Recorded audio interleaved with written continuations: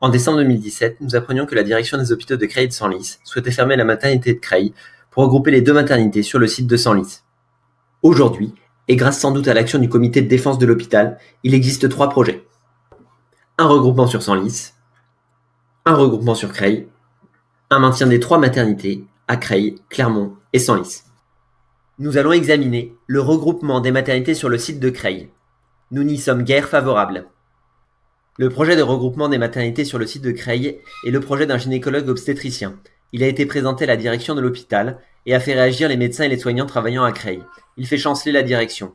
Il redonne espoir au personnel et aux usagers de la maternité de Creil.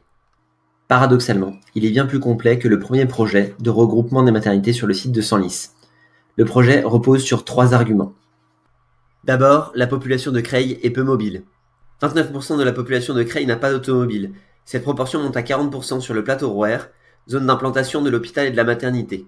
Notez que les populations de Senlis et de Clermont sont bien mieux équipées.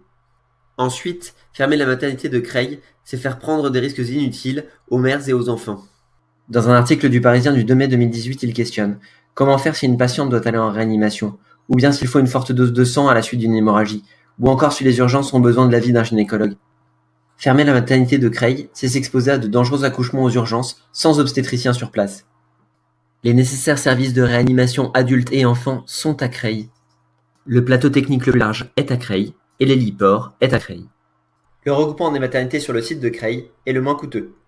Le Dr Castro met en évidence le faible coût du regroupement à Creil. Il l'a fait évaluer à 1 160 000 € par les services techniques de l'hôpital et l'a réévalué à 1 900 000 € pour un article du Parisien.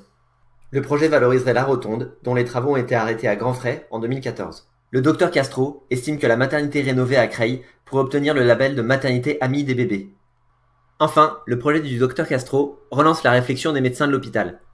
Les choses sont bien plus compliquées que cela. Dans des articles du Parisien du 24 avril et du 2 mai, le Dr Castro, les soignantes et surtout le maire de Creil ont déploré l'absence de débat, étouffé à toutes les échelles, dixit le Dr Castro.